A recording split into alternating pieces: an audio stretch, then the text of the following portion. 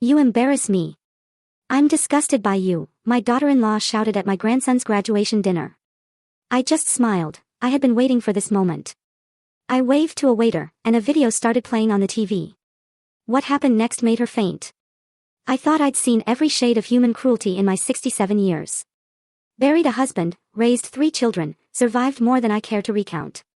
But nothing, absolutely nothing, prepared me for the icy venom that poured from my daughter-in-law's lips that night, shattering our perfect family image into a million pieces. The Riverside Country Club dining room was buzzing, you know, that soft hum of excitement only graduation dinners can bring. Crystal glasses clinked, polite chatter filled the air. My grandson, Elliot, was at the head of our table, beaming. He'd just graduated from Harvard Law School with a full scholarship. My chest swelled with so much pride, I thought it might burst. Grandma Thelma, did you see Professor Morrison's face when I gave my speech? Elliot leaned in, his eyes bright. I think I actually made him tear up. I reached for his hand, feeling the calluses from all those summers he spent in construction to help pay his way. You've always had a gift with words, sweetheart. Your grandfather would have been so proud. That's when the air around us turned cold. Arctic cold. Oh, please. The voice cut through our happy bubble like a razor. Let's not pretend this is some fairy tale success story. All heads snapped to Esme, my son David's wife. She sat rigid, that particular smile plastered on her face, the one she wore when she was about to draw blood. Her manicured fingers gripped her wine glass so tightly, I actually worried it might shatter. Esme, David warned softly, but it was too late. She was already past the point of no return. She stood slowly, deliberately, her designer dress catching the chandelier light. Conversations at nearby tables died down as people sensed the shift. You want to know what I really think about this whole charade? Her voice carried just enough, reaching the ears of our friends and neighbors. This woman, she pointed a finger directly at me, has been playing the devoted grandmother act for years, but the truth is, she's nothing but an embarrassment. My stomach dropped, but my face stayed neutral. I'd learned not to give Esme the satisfaction of seeing me flinch. Mom, stop. David pleaded, a note of desperation in his voice I'd heard too many times before. But Esme was just getting warmed up. She took a step closer to my chair, her voice rising. You want to know what your precious grandmother really is, Elliot? She's a fraud. A pathetic old woman who can't even dress appropriately for her own grandson's graduation dinner. I glanced down at my navy dress. Conservative. Well-tailored. Perfectly appropriate. I knew this wasn't about my clothes. You embarrass me, Esme continued, her voice now reaching half the dining room. Every single time we're in public, I have to pretend you're not a complete social disaster. You say the wrong things. You dress like you shop at thrift stores. And you have no idea how to conduct yourself around people who matter. The silence that followed was deafening. I felt the weight of dozens of eyes. I could practically hear the whispered conversations that would dominate the country club for weeks. Elliot's face had gone paper white. Esme, that's enough. No, it's not enough. She turned back to me, and for a fleeting moment, I saw something in her eyes that went beyond dislike. It was pure, unadulterated contempt. I have carried the embarrassment of being associated with you for 15 years. 15 years of making excuses, of trying to minimize the damage you caused just by existing in our lives. She leaned in, her voice dropping to a whisper that somehow felt more violent than her shouting. You disgust me, Thelma. I look at you and I feel sick to my stomach that you're supposed to be family. The words hit me like physical blows. But then something strange happened. Instead of the shame or hurt I might have expected, a profound calm settled over me. A peaceful, almost pleasant calm. I smiled. It was small, satisfied, and it seemed to confuse Esme more than any tears or protests ever could. With steady hands, I reached into my purse and pulled out my phone. I caught Marcus, our regular waiter, and gave him a subtle nod. What are you doing? Esme demanded, some of her confidence wavering at my composure. I didn't answer. I just watched Marcus move to the control panel near the bar. The soft jazz faded, replaced by the distinct sound of a video starting to play. The large flat-screen TV on the far wall, usually showing the club's events, flickered to life with a different image entirely. Esme turned toward the screen, and I watched the color drain from her face. No, she whispered. But yes. There she was, crystal clear, in a lawyer's office. The timestamp showed a date from 6 months ago. So, you want to completely sever all ties? The lawyer's voice echoed through the restaurant sound system. Completely, Esme replied on screen, her recorded voice chillingly detached. I don't want her to have any legal claim to contact or visitation. As far as I'm concerned, I never had a daughter. The blood left Esme's face so quickly, I thought she might faint. She stumbled backward, gripping the edge of the table for support. What is this? David's voice was barely a whisper. On screen, the conversation continued. And you understand that this means she'll have no support system, no family connection at all. Good, Esme's recorded voice replied coldly. Maybe that will finally teach her that actions have consequences. That's when Esme's knees gave out. She collapsed into her chair with such force that it slid backward, then simply folded forward onto the table, unconscious. The dining room erupted in whispers and gasps, but I remained perfectly still, watching the video play on. Watching my daughter-in-law's deepest secret broadcast to everyone who mattered in her carefully constructed social world. I had been waiting for this moment for exactly 4 months, 2 weeks, and 3 days. Ever since the private investigator I'd hired delivered that recording to my kitchen table, along with a manila folder full of other materials that had made my hands shake with a quiet rage. Tonight, finally, everyone would know what Esme truly was. 4 months earlier, I was arranging flowers in my kitchen when the doorbell rang. I wasn't expecting anyone, but at my age, unexpected visitors usually mean either someone's selling something I don't need, or a neighbor with gossip I probably don't want to hear. The man at my door looked nothing like what I'd imagined a private investigator would look like. Raymond Torres was in his 50s, wearing a simple gray suit that had seen better days, carrying a worn leather briefcase that suggested he'd been in this business for a long time. His handshake was firm but gentle, and his eyes held the kind of weariness that comes from seeing too much of humanity's darker side. Mrs. Caldwell, his voice was careful, professional. I believe you're expecting me. I had hired him 3 weeks. Earlier, after a conversation with my neighbor, Dorothy, had planted a seed of suspicion I couldn't shake. She'd mentioned seeing Esme at a law office downtown. Odd, since Esme had never mentioned any legal matters to the family. Dorothy's cousin works as a receptionist there, she'd said. Family law practice. Please, come in, I said, leading him to my kitchen table, the very same table where I'd made that trembling call to hire him. Raymond set his briefcase down. I have to tell you, Mrs. Caldwell, what I found was more extensive than what you originally asked me to investigate. My stomach tightened. I just asked him to look into why Esme might be visiting a lawyer. I hadn't prepared myself for extensive. Before I show you anything, he continued, pulling out a thick manila folder, I need you to understand that once you see this, you can't unsee it. Sometimes ignorance really is bliss. I looked at the folder, then back at his weathered face. Mr. Torres, I've been married twice, buried 1 husband, and survived raising 3 children largely on my own. I've learned that the truth, no matter how ugly, is always better than living with a beautiful lie. He nodded slowly and opened the folder. The first document was a legal petition dated 18 months earlier. Petition for termination of parental rights, voluntary surrender. My vision blurred for a moment. She has another daughter, Raymond said quietly. Madison Phillips. She's 23 now. My hands started shaking before I'd finished reading the first paragraph. Esme had voluntarily terminated her parental rights to a daughter from a previous relationship. Not because she was young and unprepared. Not because of financial hardship.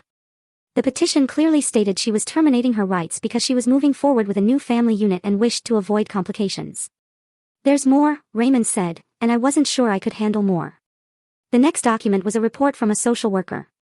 Madison had been 15 when Esme abandoned her, left in the care of an elderly grandmother who died just 2 years later.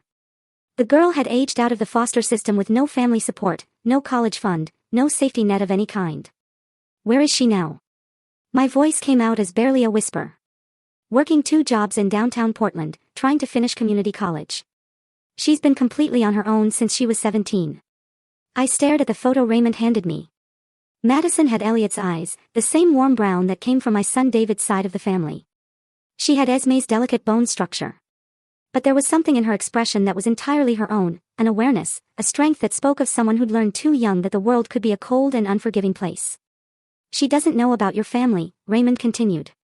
As far as Madison is concerned, her mother disappeared from her life and never looked back. She has no idea that Esme remarried and had the life that Madison never got to have. The room felt like it was spinning. I gripped the edge of the table, trying to process what I was learning. How did you find all this?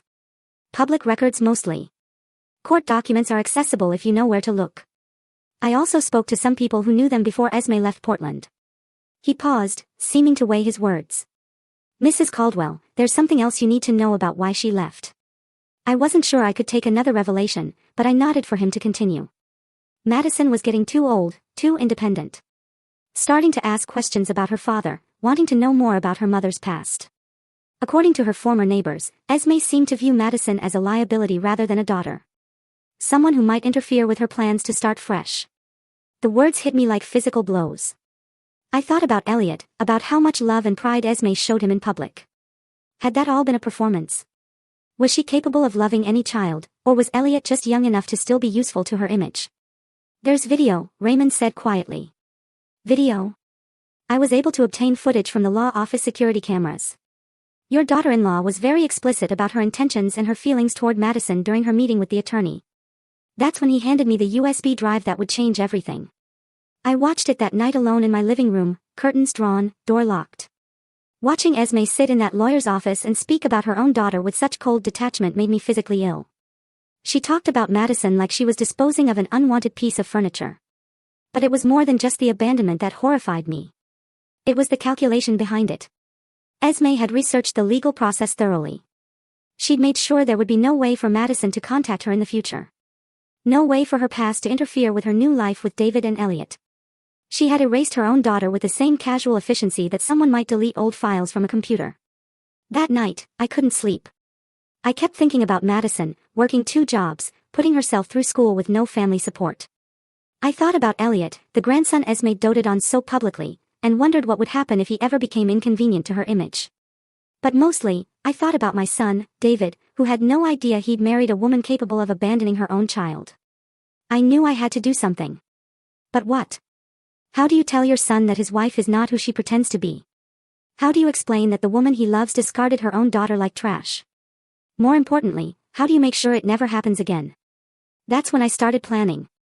I hired Raymond to find Madison, to learn everything he could about her current situation. I discovered she was struggling but determined, working as a night shift security guard and a weekend barista to pay for her classes. She lived in a studio apartment that cost most of her income, but she was making it work through sheer force of will. I also had Raymond continue monitoring Esme's activities.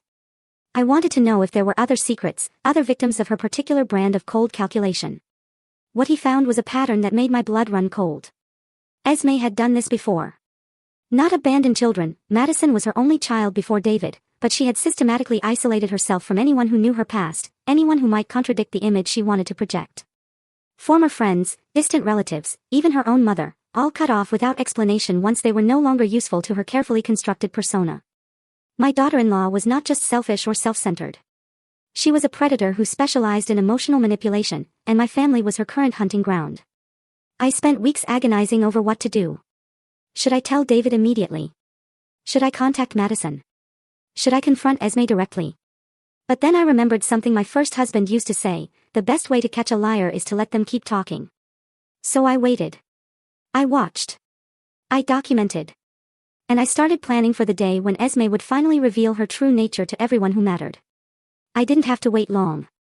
The video continued playing as Esme lay unconscious, her head resting on the white tablecloth like she'd simply decided to take a nap in the middle of her own destruction. The restaurant staff had moved quickly to clear the nearby tables, but not quickly enough to prevent half the country club from witnessing my daughter-in-law's most carefully guarded secret. On screen, Esme's voice continued with that same cold detachment I'd heard when Raymond first played this recording for me. I don't want her to be able to find me, ever. As far as the world is concerned, Madison Phillips is not my daughter. David sat frozen in his chair, staring at the screen like he was watching a foreign film without subtitles. His face had gone through several color changes in the past few minutes, from confusion to shock to something approaching horror. Dad? Elliot's voice was small, uncertain. Who is Madison Phillips? Before David could answer, Esme's eyes fluttered open. She lifted her head slowly, mascara smudged beneath her eyes, looking around the dining room like she couldn't quite remember where she was. Then her gaze landed on the television screen, and reality crashed back into her face like a physical blow. Turn it off, she whispered, then louder, more frantic, turn it off. She struggled to her feet, swaying slightly, and lunged toward the television controls. But Marcus, our waiter, stepped smoothly between her and the screen. He looked to me, and I gave him the slightest shake of my head. Please.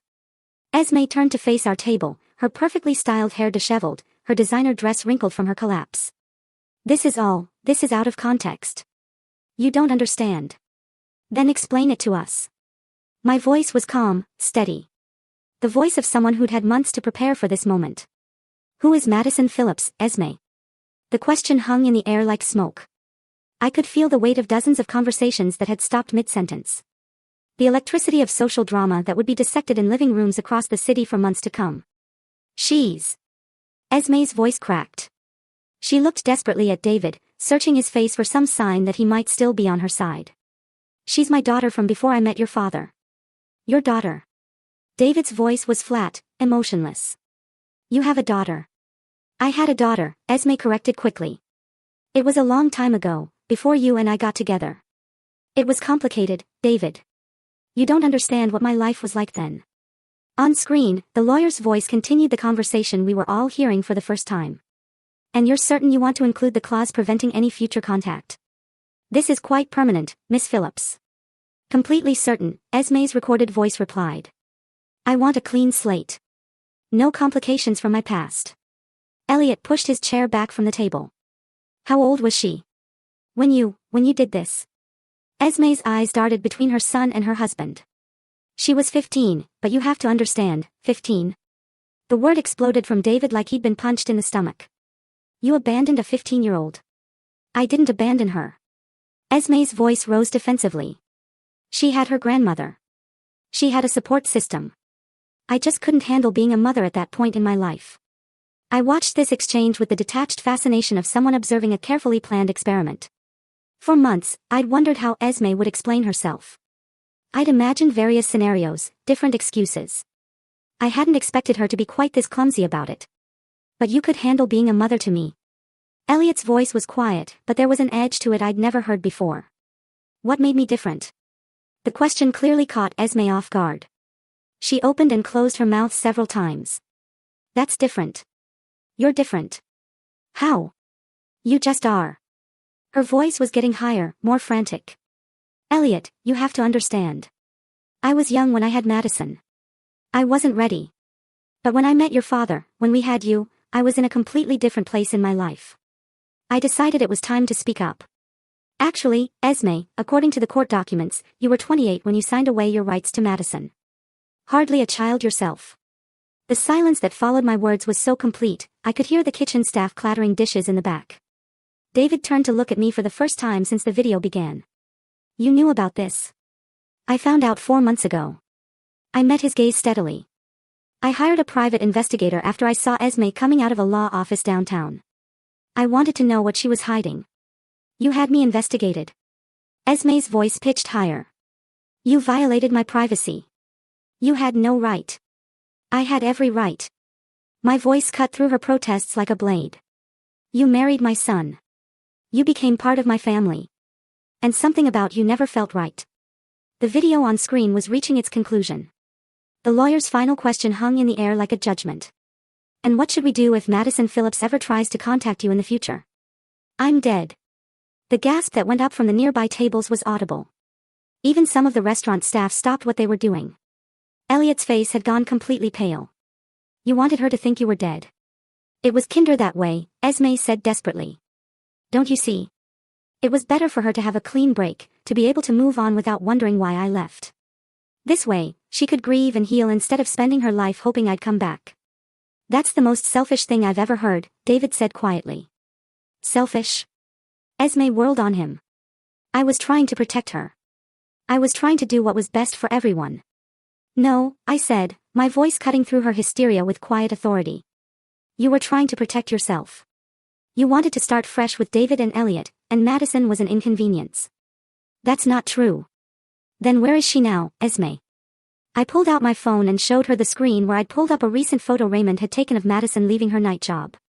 Where is this daughter you were supposedly protecting? Esme stared at the photo, and for a moment, something that might have been genuine emotion flickered across her face.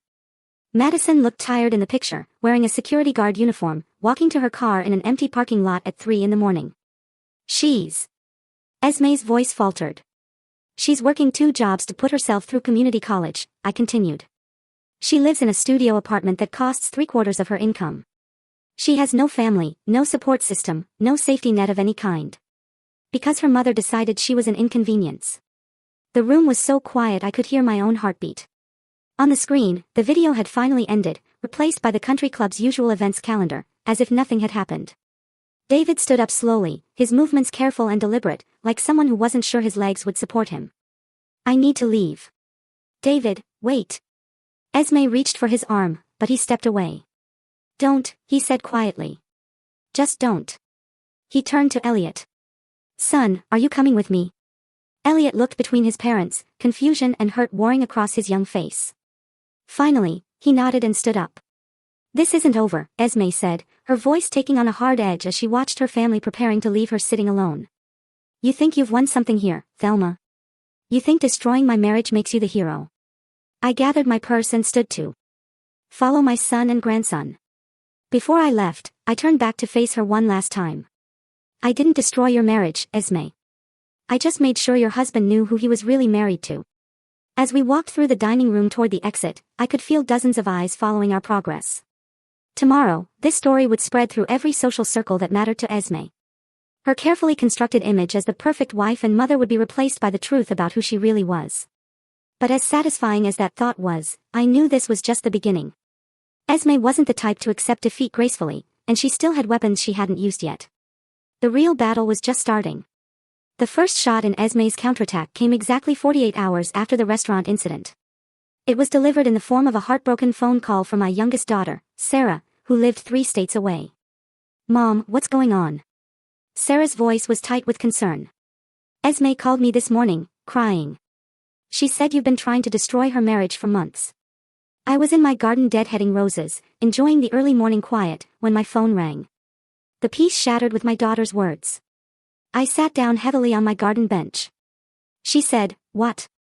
She told me you hired someone to spy on her, that you ambushed her at Elliot's graduation dinner with some kind of setup. Mom, she was sobbing. She said you're trying to turn the whole family against her because you've never accepted her. The careful way Sarah spoke told me everything I needed to know.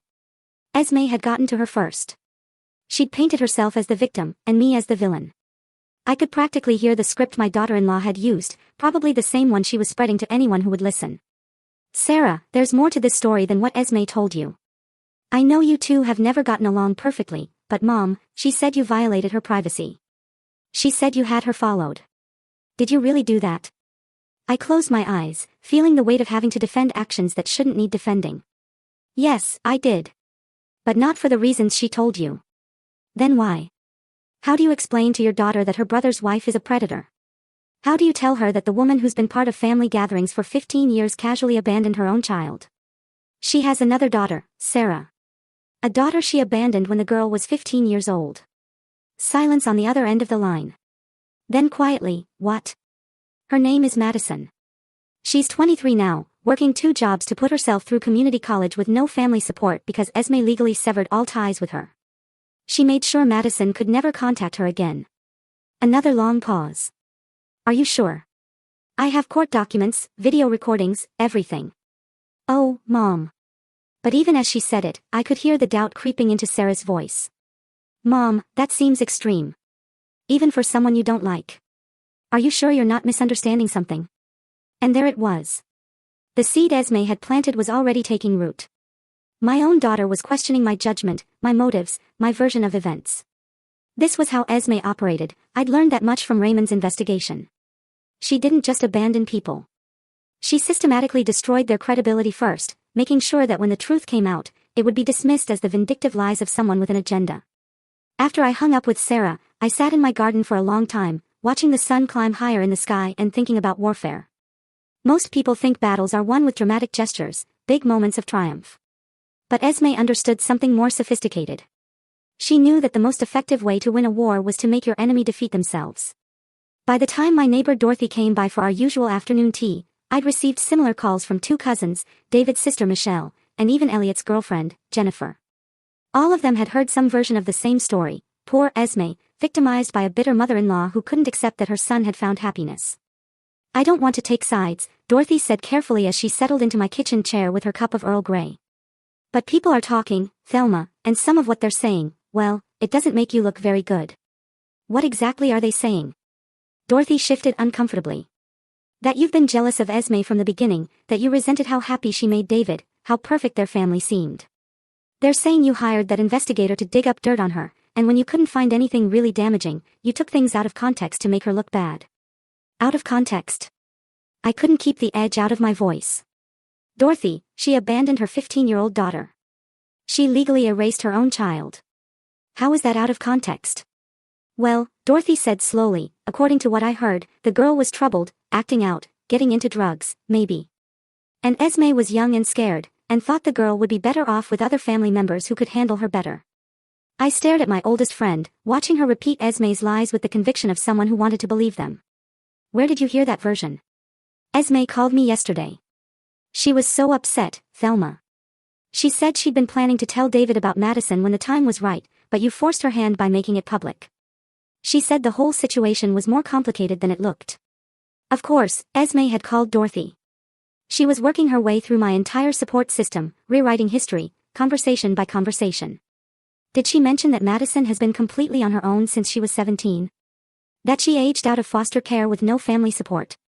Dorothy frowned.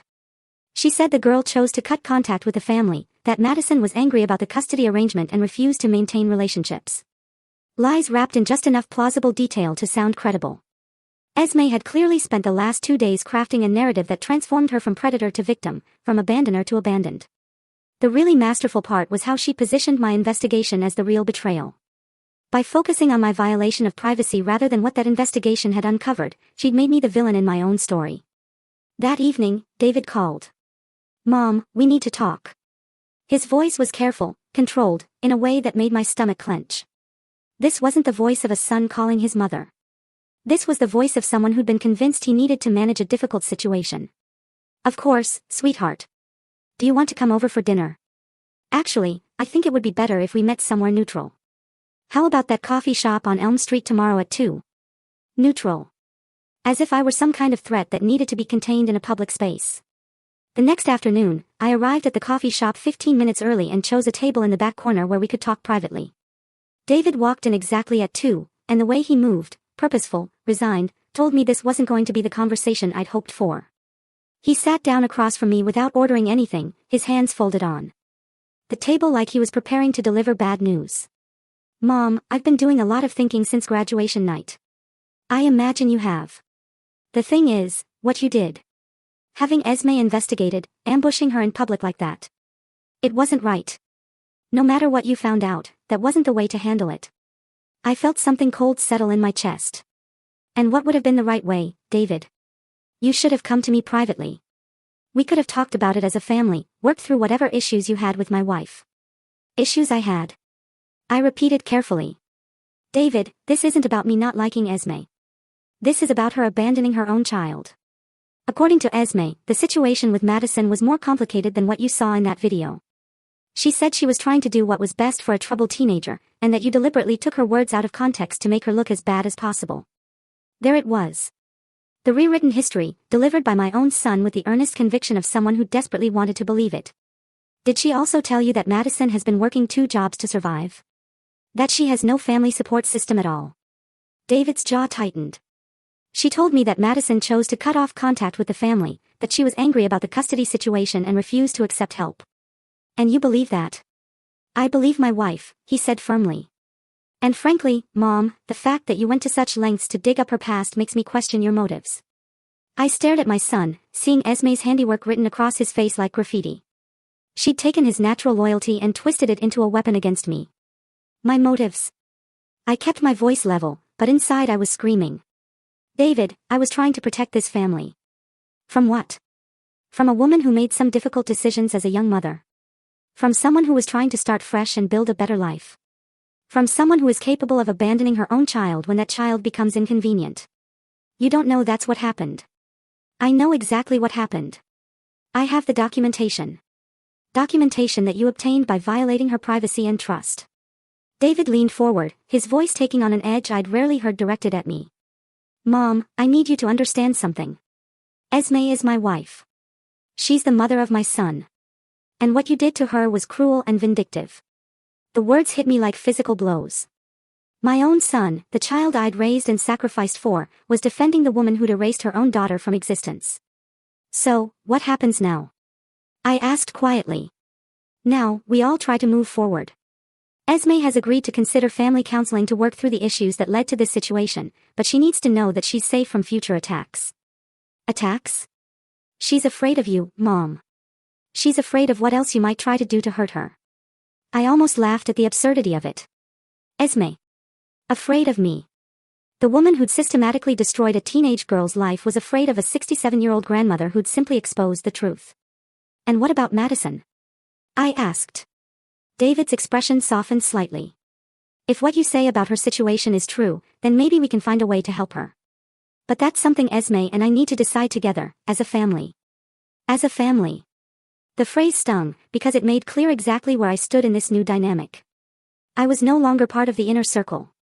I was now an outsider whose opinion might be consulted, but whose judgment was no longer trusted. As David left that coffee shop, I realized that Esme had won the first round of this war more decisively than I'd imagined possible. She hadn't just survived my revelation. She'd used it to isolate me from my own family. But what she didn't understand was that I'd been fighting battles longer than she'd been alive, and I wasn't nearly finished yet. 2 weeks after my devastating coffee shop conversation with David, I was in my kitchen making dinner for one when the doorbell rang. It was nearly 7 in the evening, and I wasn't expecting anyone. Since the graduation dinner incident, my social calendar had become notably lighter as people in my circle tried to navigate the awkward waters of choosing sides in a family drama they didn't fully understand. When I opened the door, I found myself face to face with a young woman who took my breath away.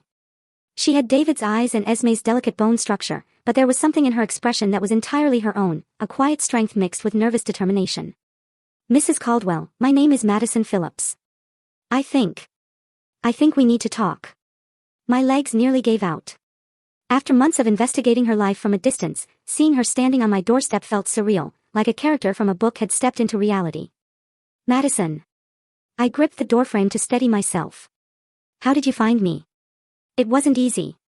She shifted a worn backpack on her shoulder. But when someone hires a private investigator to look into your life, word eventually gets back to you, especially in a city as small as Portland. Of course. Raymond had been discreet, but not invisible. In my focus on gathering information about Madison, I hadn't considered that she might become aware of the investigation. I know this is strange, she continued, but I drove down from Portland because I had to understand why someone was asking questions about me. And what I learned. She paused, her voice catching slightly. What I learned changed everything I thought I knew about my life. I stepped aside to let her in, my mind racing. Please, come in. Can I get you something to eat? You must be tired from the drive. Coffee would be great, if you have it. As I busied myself with making coffee, Madison stood in my kitchen, looking around with curious eyes. She was smaller than I'd expected from Raymond's photos, probably barely 5'3", but there was a presence about her that filled the room. So, you're Esme's mother-in-law, she said finally. I am. And you're her daughter. Apparently. The word came out bitter. Though I spent the last 8 years believing she was dead. I nearly dropped the coffee pot. What? Madison sat down at my kitchen table, the same table where Raymond had first shown me the documents that exposed Esme's lies. When I aged out of foster care, I tried to find her. I hired a cheap investigator with money I'd saved from my first job. He came back and told me my mother had died in a car accident 2 years earlier. The coffee maker gurgled in the silence that followed her words. I felt like I was drowning in the enormity of what she was telling me. He showed me a death certificate and everything, Madison continued. Said he'd tracked down her last known address and found records of her death. I grieved for her, Mrs. Caldwell. I spent 3 years going to therapy to work through my feelings about losing a mother I'd barely known. But she wasn't dead. No, she was here, playing happy family with your son and grandson.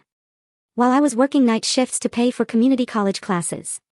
Madison's voice was steady, but I could see her hands trembling slightly around her coffee cup. Do you know what it's like to be told someone paid someone to make you believe she was dead? The room spun slightly as the full scope of Esme's cruelty hit me. It wasn't enough for her to abandon Madison. She'd had to make sure the girl could never find her, never disrupt her new life. How did you find out the truth? Your investigator was good, but not perfect. When he started asking questions in Portland, it got back to the woman who used to clean my grandmother's house. She remembered me, remembered my situation. She also remembered that my mother had paid her to spread the story about the car accident if anyone ever came looking. I sat down heavily across from Madison, feeling physically sick. She paid someone to fake her own death. A few hundred to make sure her past stayed buried. Madison's laugh was hollow. Cheaper than child support, I guess. Madison, I'm so sorry. I had no idea she'd gone that far. It's not your fault. Madison studied my face carefully. But I need to understand why you were investigating me. What does my mother's abandoned daughter have to do with your family? So, I told her everything. About the private investigator, about the video, about the confrontation at the restaurant. I told her about David's refusal to believe the truth, about how Esme had managed to paint herself as the victim in her own story. When I finished, Madison sat quietly for a long time, processing what I'd shared. She has a son, she said finally. My half-brother. Elliot.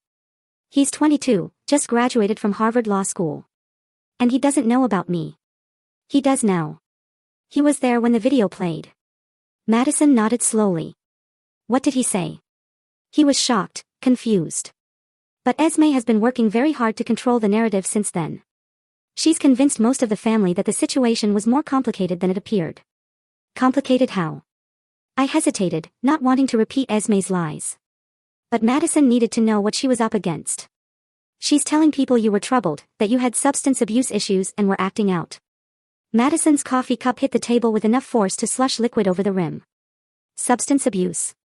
Acting out. Her voice rose with indignation. Mrs. Caldwell, I was 15 years old, and my mother disappeared from my life without explanation. My grandmother was 78 and had arthritis so bad she could barely take care of herself. I was getting A's in school and working a part-time job to help pay for groceries. The only thing I was going through was trying to understand why my mother disappeared from my life without explanation. I know. I've seen your school records. Then you know she's lying. I do. But unfortunately, my family seems more inclined to believe her version. Madison stood up and walked to my kitchen window, staring out at the garden where I'd been working when Sarah called to tell me about Esme's damage control campaign. I want to meet them, she said finally. Who? My half-brother. Your son. I want them to hear the truth from me directly. My stomach clenched with worry. Madison, I don't think that's a good idea. Esme has had weeks to prepare them for something like this. She'll have an explanation ready. Then I guess we'll see how convincing her explanations are when I'm standing right there to contradict them. There was something in Madison's voice that reminded me of myself at her age. A quiet determination that wouldn't be swayed by other people's comfort or convenience. What do you want from this? I asked gently. What are you hoping to accomplish? Madison turned back to face me, and I saw tears gathering in her eyes for the first time since she'd arrived. I want my half-brother to know that I exist. I want him to know that our mother is capable of erasing her own children when they become inconvenient. And I want to make sure it never happens to him. The weight of her words settled over the kitchen like dust after an explosion. Madison wasn't here for revenge or money or even necessarily for reconciliation. She was here to protect a brother she'd never met from a mother who'd already proven she was capable of the unthinkable. There's a family barbecue this Saturday, I said slowly. At David and Esme's house. It's supposed to be a healing gathering to bring everyone together after the restaurant incident. Will you take me? I thought about David's anger, about Esme's carefully constructed victim narrative, about the way my own family had turned against me in the space of a few weeks. Yes, I said. I'll take you. Because sometimes the only way to fight a lie is to drag the truth into the same room and let them battle it out face to face. The next Saturday arrived gray and drizzly, the kind of Pacific Northwest weather that makes everything feel heavy and uncertain. Madison had driven down from Portland again, this time with a small suitcase, prepared to stay through the weekend if necessary. We sat in my car outside David's house for several minutes, watching through the windows as my family moved around inside, preparing for their healing gathering. Are you ready for this? I asked Madison.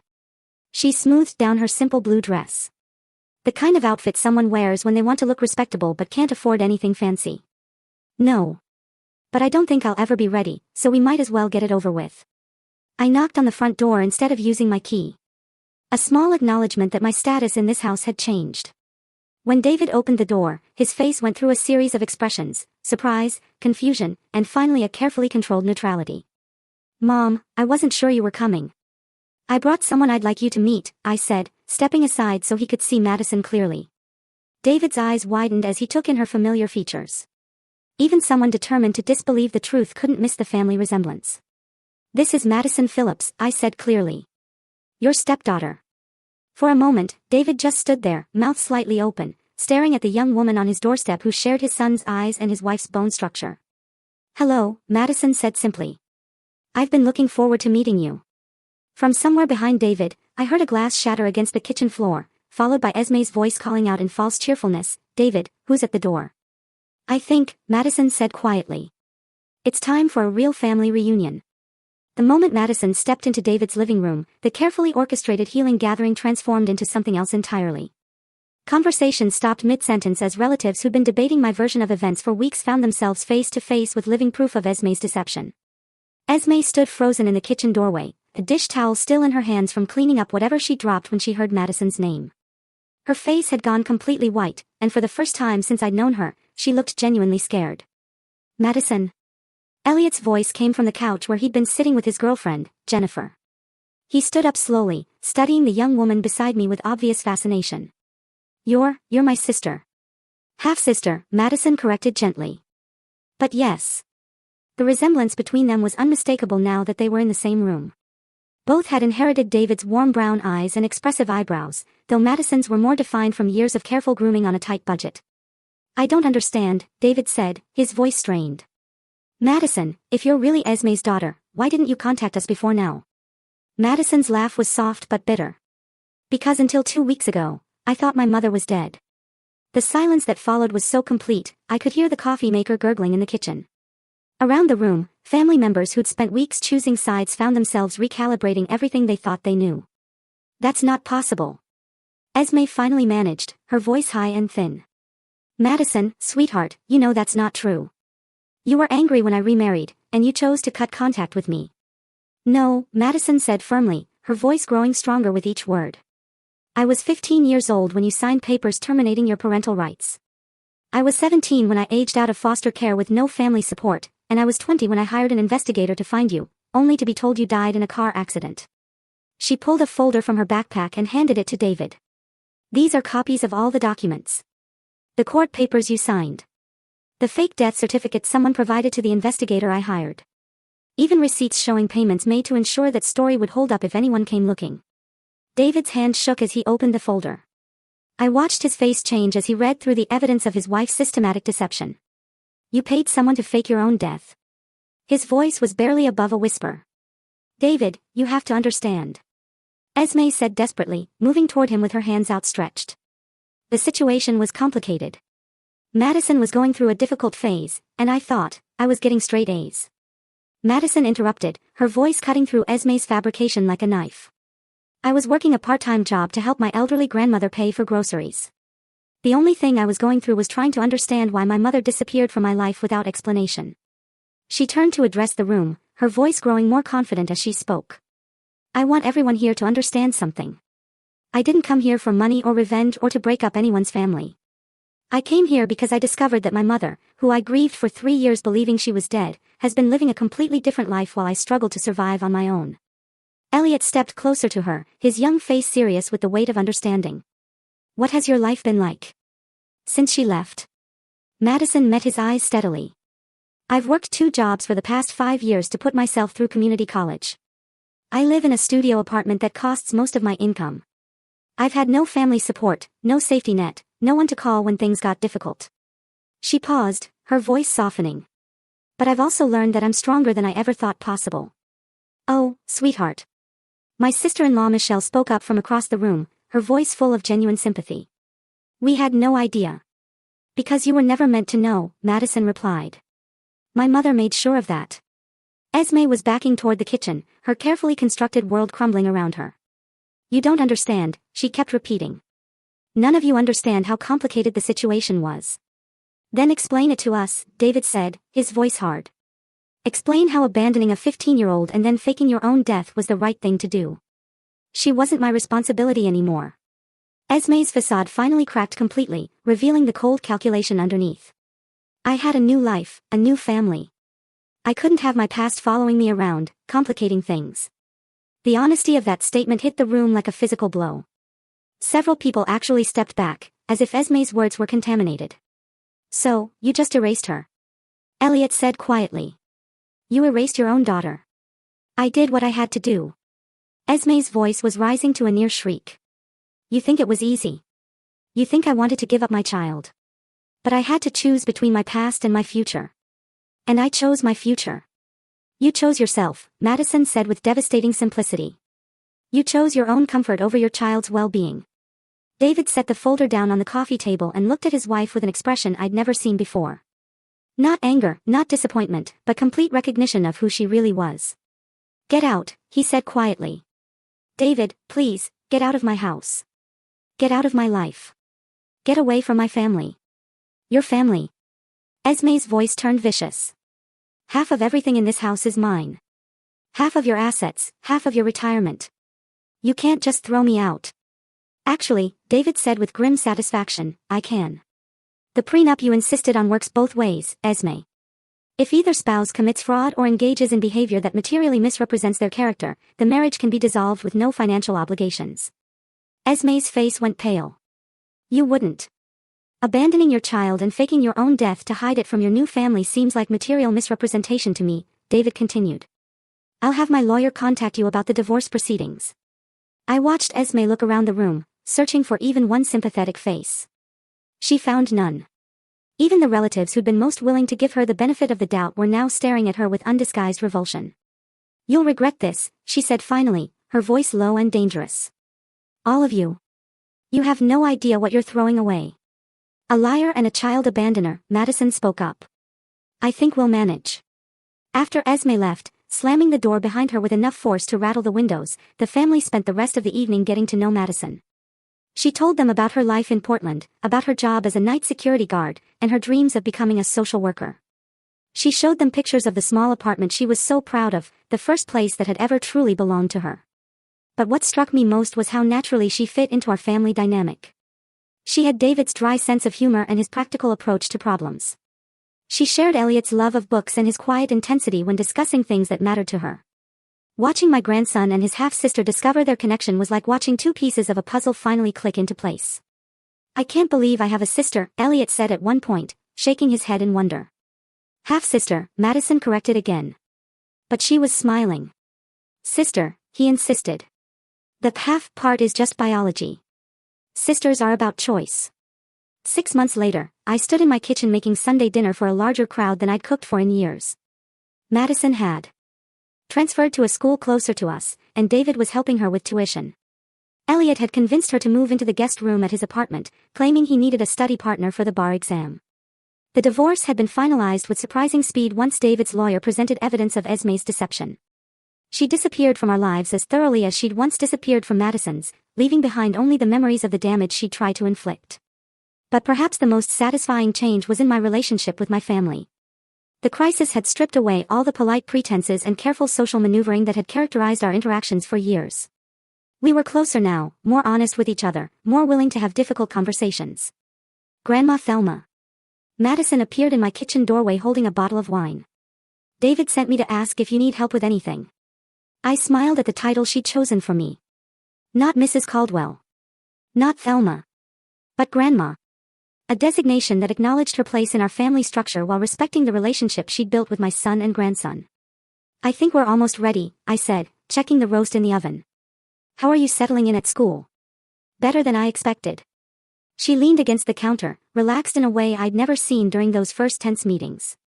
It's strange having people who care about whether I succeed or fail. I'm still getting used to it. Good strange or bad strange? Definitely good. She paused, then added quietly. Thank you for everything. For investigating. For confronting her. For bringing me into this family. I know it wasn't easy. I studied her face, seeing not just the young woman she'd become, but glimpses of the frightened 15-year-old who'd been abandoned, the determined 17-year-old who'd aged out of foster care, the hopeful 20-year-old who'd grieved for a mother who was never really dead. You did the hard part, I told her. You survived. You built a life for yourself with no help from anyone. All I did was make sure the truth came to light. All you did, Madison repeated with a smile, was save me from spending the rest of my life believing I wasn't worth loving. From the dining room, I could hear David and Elliot debating something with the passionate intensity that seemed to run in our family. The sound of their voices, now joined by Madison's laugh, filled my house with a warmth I hadn't felt in years. Esme had tried to erase Madison from existence, to protect her perfect life from the inconvenience of her past choices. But in the end, her cruelty had only brought our family closer together. Madison wasn't a liability to be hidden. She was the missing piece we'd never known we needed. As we sat down to dinner that Sunday, I looked around the table at my son, my grandson, and the granddaughter I'd gained through tragedy and truth. This wasn't the family Esme had tried to build through lies and manipulation. This was better. This was real.